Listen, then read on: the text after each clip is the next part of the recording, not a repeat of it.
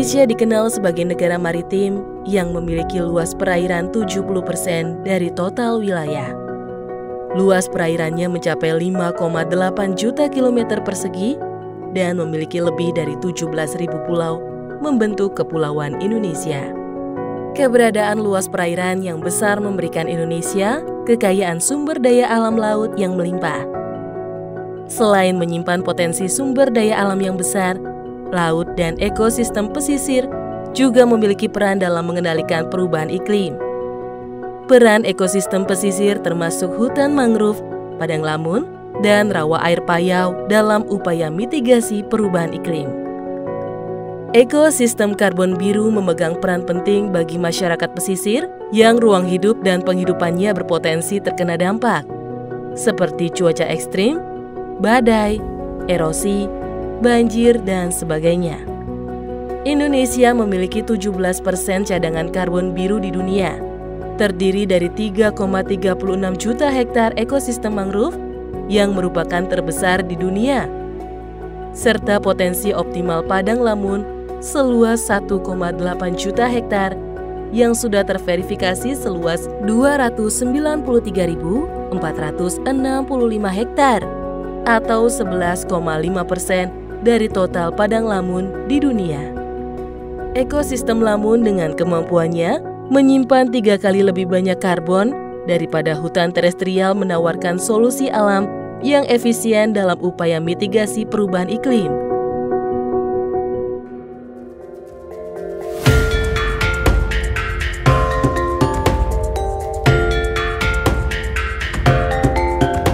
Cerita ini dimulai dari Pulau Bali. Pulau yang dikenal sebagai tujuan pariwisata yang populer di seluruh dunia karena keindahan alamnya. Budaya yang kaya, pantai-pantai yang mempesona, hamparan pasir putih, dan pemandangan alam yang indah. Kita menuju bagian utara Pulau Bali, yaitu Kabupaten Buleleng. Kita disambut dengan koloni hewan mamalia laut yang menakjubkan. Pantai di Buleleng memiliki panjang puluhan kilometer yang di dalamnya terbentang padang lamun yang menjadi salah satu potensi kelautan.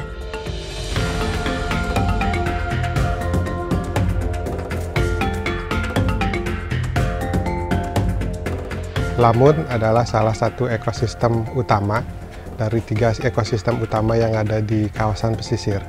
Untuk Pantai Penimbangan, kita survei sejak tahun 2016 sampai sekarang itu berhasil kita dokumentasikan dan identifikasi. Itu ada 6 jenis. Yang pertama itu adalah Thalassia hemprici, kemudian ada Cymodocea, kemudian ada Halodule uninervis, Halodule vinifolia, kemudian Halophila ovalis yang paling banyak, dan yang terakhir adalah Syringodium. Secara umum kondisinya masih dalam kategori sedang gitu ya. Survei yang kita lakukan hanya tumbuh di beberapa tempat, di bagian region barat, region tengah, dan sebagian kecil ada di region timur Pantai Penimbangan.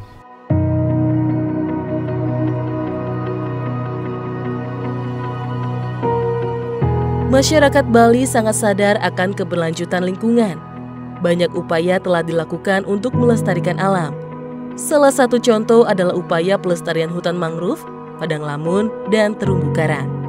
Kelompok masyarakat pengawas atau Pokmaswas Penimbangan Lestari Desa Bakti Serage, Buleleng, Bali, kini mulai melakukan konservasi terhadap tumbuhan lamun.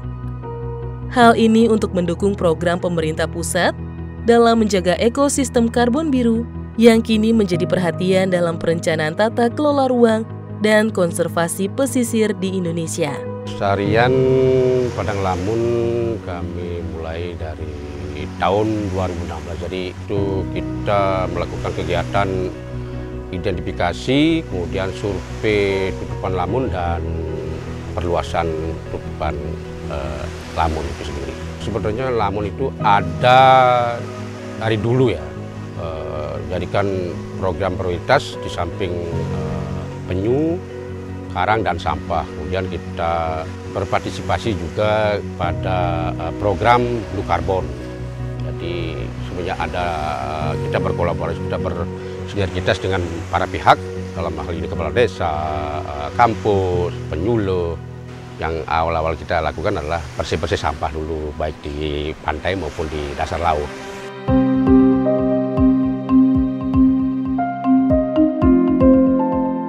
Tumbuhan lamun adalah tumbuhan berbunga yang hidup baik dalam laut dangkal. Lamun mempunyai akar, daun, bunga, dan buah berfungsi mengurangi emisi gas rumah kaca secara signifikan, mencegah abrasi pantai, dan mitigasi perubahan iklim. Selain menjadi pelindung terumbu karang, padang lamun juga sebagai tempat tinggal biota laut, serta tempat mencari makan biota di sekitarnya, termasuk ikan-ikan dan penyu. Dengan adanya lamun, maka akan meningkatkan biodiversitas di kawasan perairan tersebut. Kemudian yang kedua, dia mampu mengurangi dampak limbah yang masuk ke ekosistem perairan. Kemudian yang ketiga, bisa menjadi shelter bagi ikan dan biota laut lainnya.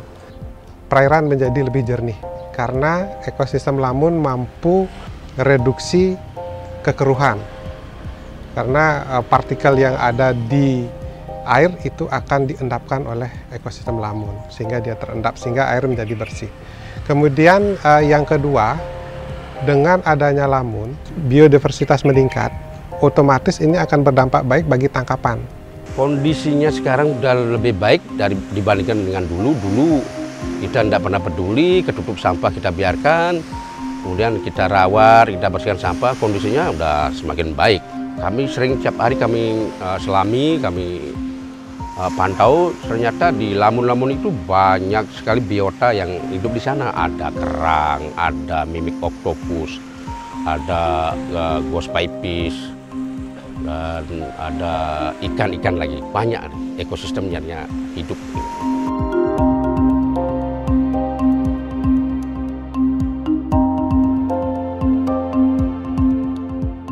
Aktivitas ekskavasi, reklamasi, dan juga budidaya laut dapat merusak ekosistem lamun yang menyebabkan pelepasan karbon ke udara yang selama ini disimpan oleh lamun.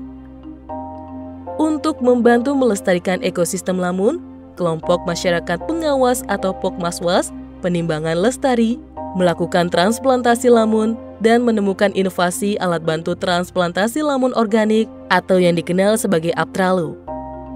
Aptralo menjadi struktur buatan untuk membantu pertumbuhan awal ekosistem lamun. Jadi monitoring secara berkala, kemudian identifikasi jenis lamun, kemudian perluasan tutupan lamun dengan memakai metode Aptralo. Aptralo itu alat bantu transplantasi lamun organik. Nah, itu berbentuk heksagonal, jadi kita sesuaikan dengan ciri khas sedimen di pantai Penimbangan. Aptralo itu campuran beton di mix dengan kompos. Kita pakai campuran pasir, semen, pupuk organik. Di mana pupuk organik itu kan diproduksi juga di TPS 3R. Teknik pembuatannya ya kita mulai dari buat bagesting dulu, terus dicetak sebentuknya heksagon. Kebetulan kalau campurannya ini kita sesuaikan dengan kondisi di Penimbangan. Mungkin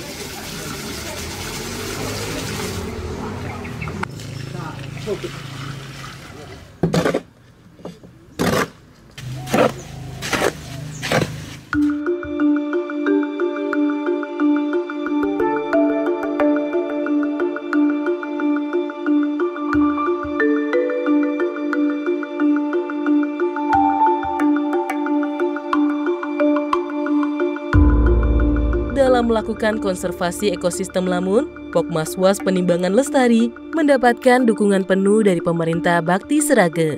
Pemerintah desa selain memberikan dukungan dana bantuan, juga membantu menyediakan bahan baku Aptralo berupa sampah organik melalui TPS 3R Bakti Seraga. Kami bersyukur banget bahwa sampai dengan hari ini didukung oleh para pihak, baik itu intelektual seperti kampus, komunitas seperti Pokmaswas, kemudian pemerintah daerah bersinergi. Progres perluasan dalam pengembangan lamun itu disampaikan sangat baik. Benar adanya hari ini bahwa lamun yang kita lakukan konservasinya di Pantai Penimbangan itu sangat, boleh dikatakan sangat bagus. Mudah-mudahan ini bisa menjadi sebuah model yang bisa kita kembangkan terus-menerus di tempat kami ini. Khusus di Penimbangan, upaya yang kita lakukan adalah dengan menambah tutupan. Dengan keberadaan ekosistem lamun di Pantai Penimbangan, itu sebenarnya mendukung kegiatan konservasi lain. Satu, konservasi penyu.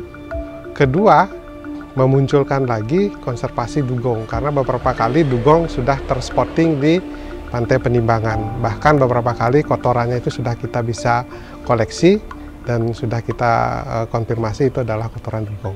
Ada ide-ide liar, kemudian dia potret bahwa kita memiliki sumber protein itu sumber makanan bagi lamun tersebut.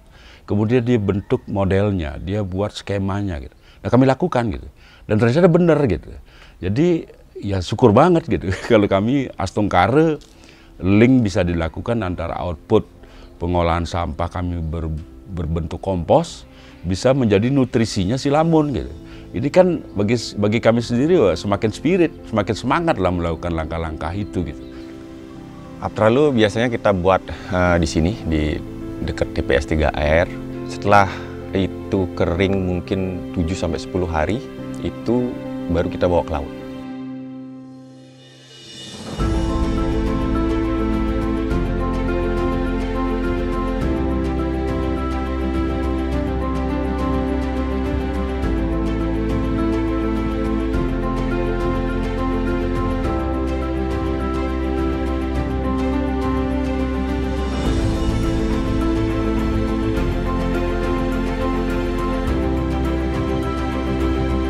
Sampai di laut itu kita naikkan ke perahu dulu, cuman kita tetap menggunakan lifting bag untuk menurunkan itu.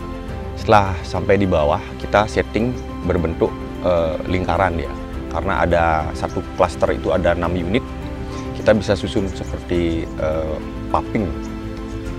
Nah, setelah itu terpasang, biasanya kita tunggu dulu sampai dia berubah warna, setelah itu baru kita transplant.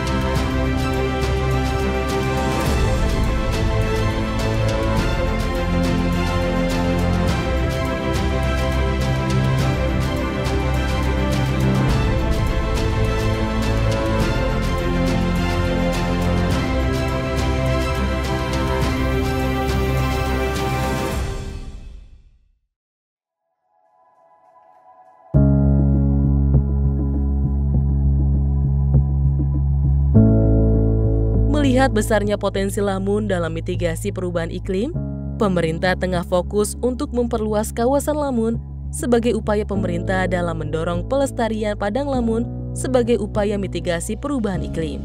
Kementerian Kelautan dan Perikanan telah meluncurkan profil aksi mitigasi karbon biru lamun pada pelaksanaan side event konferensi tingkat tinggi atau KTT, Archipelagic and Island State atau AIS, di Bali pada 9 Oktober 2023. Aksi mitigasi karbon biru di Indonesia fokus dalam pemanfaatan ruang laut dan restorasi padang lamun.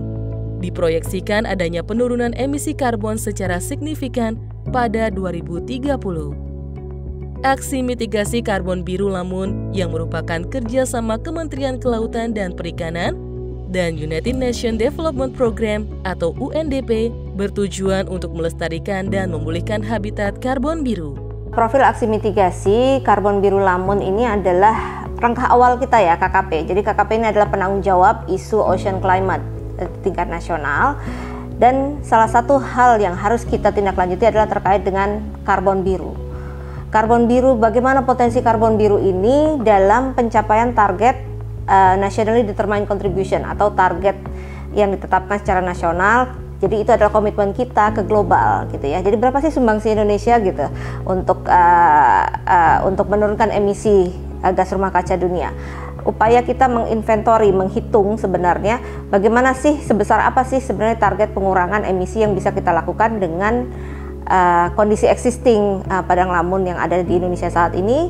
Aksi yang pertama itu adalah avoidance, jadi kita menghindari merusak padang lamun yang ada. Jadi jika memang di situ ada padang lamun, maka diusahakan agar lokasi tersebut tidak diganggu. Jadi itu bisa dilindungi atau dia dihindarkan dari pembangunan. Jadi aktivitas yang mempengaruhi lamun tersebut antara lain tadi perubahan lahan yang terdiri dari ekskavasi. Jadi ekskavasi itu termasuk dia adalah dredging atau pengerukan, lalu ada reklamasi atau penimbunan, serta juga kita memperhitungkan aquakultur atau marikultur ya kalau di laut. Jadi kita menghitung itu ada aktivitas gangguan atau tambahan emisi dari aquakultur karena ada pakan yang diberikan dan itu melepaskan juga N2O.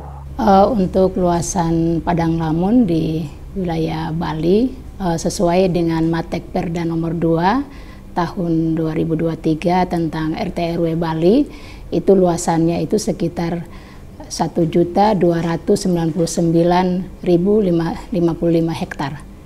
Pencapaian untuk pelestarian padang lamun, kami dari BPSPL Denpasar itu bersama Universitas Ganesha, kami melakukan pendampingan saja kepada kelompok dan sering kami melakukan diskusi bersama mereka, kira-kira ada hambatan atau halangan apa yang mereka ini, karena kami lebih sifatnya itu memberikan bantuan kepada mereka, dan di situ kami akan monitoring dan evaluasi bantuan kami itu digunakan seperti apa, dan ketika mereka memiliki kendala itu disampaikan kepada kami dan kami akan mencoba untuk mencarikan solusi seperti itu, Pak.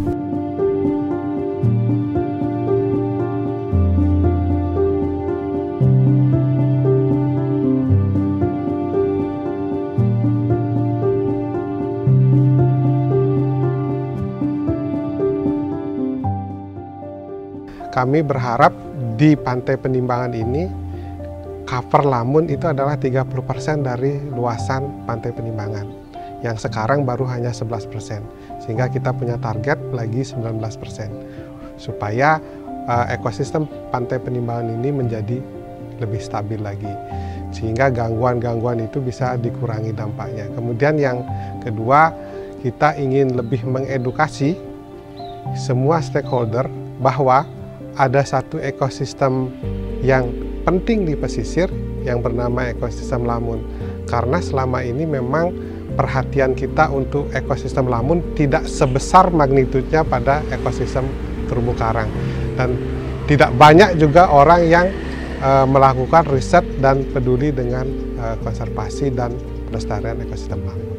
Nah, kami melihat di Bakti Seragi ini para pihak yang ada bisa bersinergi. Mungkin itu kelebihan kami dalam konteks bagaimana kami memanajemen melakukan konservasi di sini. Sehingga capaiannya hari ini, jujur kami baru sekali mendapatkan satu penghargaan proklaim utama dari Kementerian Lingkungan Hidup malah. Karena keberhasilan desa kami ini dalam melakukan gerakan lingkungan itu sendiri. Baik sampahnya, baik konservasi lamun yang ada di Pantai Penimbangan. Nah, rupanya model yang kami lakukan ini selaras dengan Pergub nomor 47 tentang pengolahan sampah berbasis sumber. Itu yang kami lakukan, Pak. Dan terakhir malah bisa dipakai untuk nutrisinya lamun kan. Ini terus-menerus kita bisa kembangkan ke depan kan, kira-kira begitu ya. Sebagai blue carbonnya yang kita rasakan hari ini. Hasil dari kompos yang brown carbon malah kan. Kalau kita lihat blue carbon di laut, di daratnya kita punya brown carbon, nyambungnya kita dengan green carbon yang hutan desa yang ada di atas. Jadi satu link lah gitu.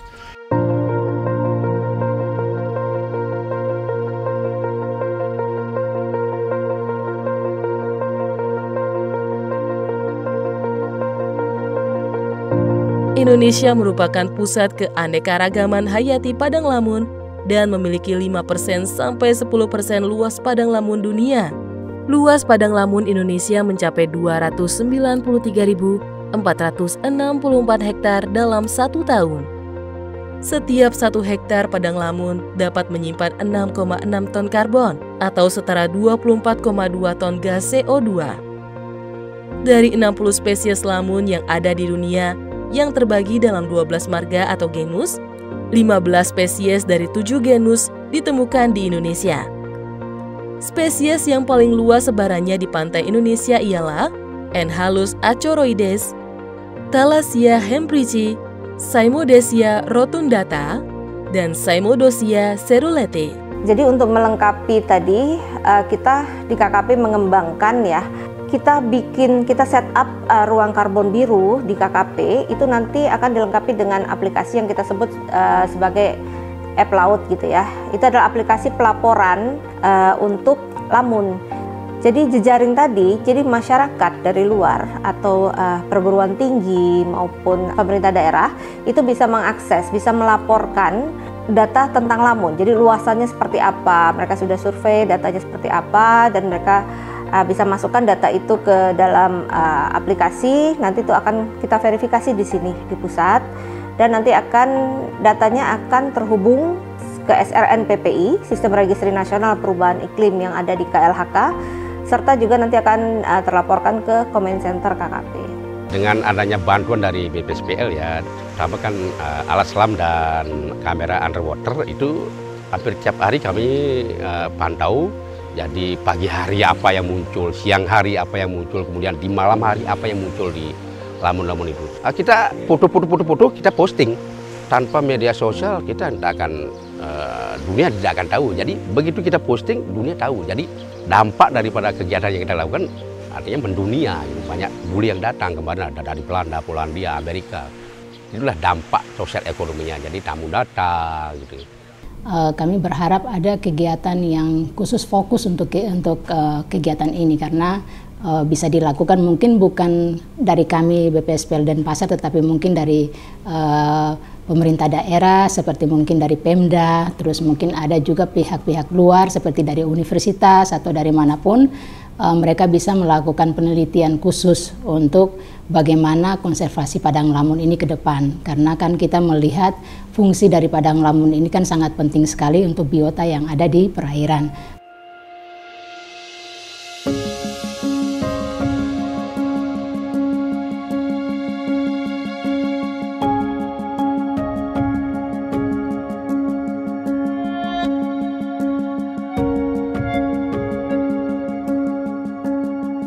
Cerita ini hadir untuk memberikan pemahaman yang lebih baik tentang blue carbon atau karbon biru dan upaya pemerintah serta inisiatif masyarakat dalam melestarikan padang lamun. Juga sebagai upaya penyadartahuan akan pentingnya ekosistem pesisir dalam menjaga kelestarian alam dan mengendalikan perubahan iklim, menciptakan laut yang sehat, tangguh dan produktif bagi kesejahteraan bangsa melalui diplomasi maritim serta kerjasama dengan berbagai negara untuk mewujudkan strategi pembangunan ekonomi biru yang menitikberatkan pada pertimbangan ekologi. Diharapkan optimalisasi pengembangan padang lamun di Indonesia ini dapat berkontribusi positif pada peningkatan produksi karbon biru di dunia. Tentu saja kita menyelesaikan mandat yang diberikan ya kepada KKP. Dan targetnya sebenarnya adalah untuk mendukung tadi second NDC. Di second NDC ini negara-negara didorong untuk meningkatkan lagi ambisi penurunan gas rumah kacanya, emisi gas rumah kacanya, dan tadi karbon biru diharap bisa berkontribusi di situ. Nilai IKL-nya naik berarti dia kondisinya tambah bagus, kesehatannya berarti kan meningkatkan kondisi lamunnya, dan juga sebenarnya kita ikut berkontribusi terhadap Indeks Kesehatan Laut Indonesia atau kalau internasionalnya namanya OHI ya, Ocean Health Index itu. Apabila ekosistem lamun rusak, otomatis tidak ada lagi struktur lamun yang menahan sedimen. Jika itu terjadi pembalikan massa air, maka karbon yang sudah tersimpan sebelumnya di bawah tutupan ekosistem lamun ini akan kembali, bisa dalam bentuk gas metana atau CH4. Dan CH4 ini kan 32 kali lebih kuat menjadi penyebab gas rumah kaca. Karena gerakan, sekali lagi, gerakan ini kan gerakan kita semua, bukan gerakan hanya pemerintah, gitu. Masyarakat dan semuanya. Dan pengaruh itulah yang harus kita terus-menerus sampaikan terhadap masyarakat, supaya kita care terhadap apa yang kita miliki hari ini, bukan hanya untuk kita, tapi jauh ke depan untuk anak-anak kita, generasi kita. Gitu. Saya tidak pernah membayangkan Bali 10 tahun yang akan datang dengan persoalan sampah hari ini, juga persoalan lingkungan hari ini. Gitu. Tapi kalau kita mau melakukannya mulai dari hari ini dengan siapapun, saya yakin Bali akan baik-baik saja ke depannya. Jadi harapan kita ke depan dari pemerintah daerah dan juga dari kelompok dan masyarakat yang ada di sana juga mungkin instansi-instansi yang memiliki tugas dan fungsi yang sama, dan kita juga menjaga kelestarian lingkungan.